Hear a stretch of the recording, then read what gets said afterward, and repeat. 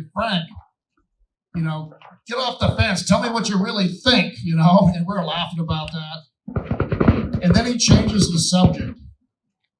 And he spends about 10 minutes talking about his legacy. And looking back on it, it's kind of eerie. He was talking about his legacy, and he wanted a range.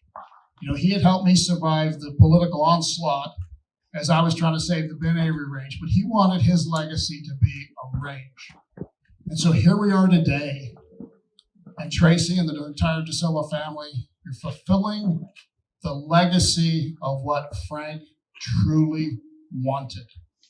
And some of you may not know that as I got to know Frank, he went through some pretty tough medical issues back in 1993. He had brain surgery. And you look back on this and you realize that the dear Lord could have taken him back in 92 or 93. He didn't. Frank survived for well over a quarter century to build a legacy. And so, as I know I will get to use this range someday, and hopefully everybody here will get to use it, it's just a chance for us to cherish the memories of truly a dear friend. And I look at the dear Lord and say, dear Lord brought Frank to me in a really tough time when I was getting brutally beat up politically. And when it's happening to you, some of you probably been through it, it really means a lot when somebody comes out of nowhere. I mean, literally, you don't know this person, you've never met them before in your life, and they change your life for the better. And so with that, I want to thank the DeSomma family again. This is a beautiful facility. Let's give the DeSomma family a big round of applause.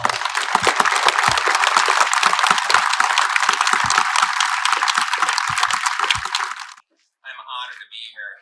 Frank DeSomma was, this is going to be rough, I'm sorry guys, but Frank was an amazing collaborator of mine, and I consider him a personal friend. I think everybody felt like they were Frank's friend. He was approachable and he brought people together. I actually first met Frank in a previous career, so I was really excited to re-engage with him in 2014 and invite him to join the Arizona Game and Fish Department's Outdoor Recreation Business Summit. And Frank came and he presented on POF. And as usual, he was passionate, and that passion was contagious. So he immediately became a constant collaborator with us, which kind of threw me because as a state employee, we're usually not that popular. But we had a lot of personal dinners with him and Tracy, and just really got along. And like most of us who are new to conservation, he didn't know about the North American model of conservation. But as soon as he learned it, he became a constant champion for the funding of conservation. Really amazing. And in my role as managing the business summit, I have to shamelessly admit that I would build agendas on when I thought I could get Frank to have an outburst and wake everybody up. Frank could always be counted on for a good outburst. Of course, afterwards, I had to cringe when they handed him the microphone. But he was always passionate, and his input was always from the heart, and he fearlessly debated how to best grow the outdoor industry in Arizona. So just an invaluable partnership. Frank brought POF to the Outdoor Expo.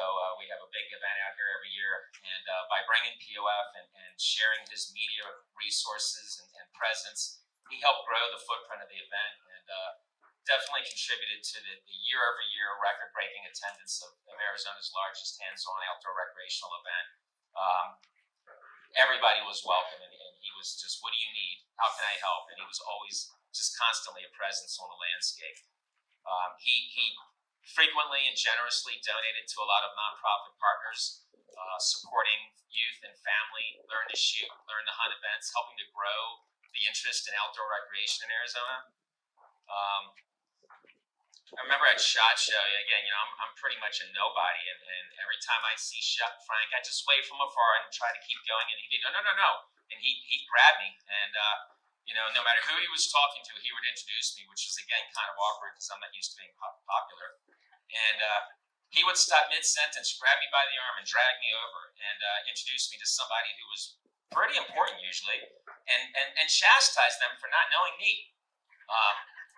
Really was kind of awkward, but I tell you what, those relationships have led to sponsorships and collaborations that have grown outreach and customer service for this agency, and have also led to some life-altering friendships too. So, and again, that's what Frank did. He brought people together.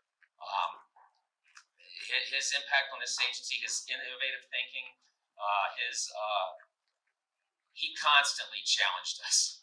He could be a double-edged sword sometimes, and he constantly challenged me to be better, and he improved a lot of programs for the department that are serving the public of Arizona and beyond.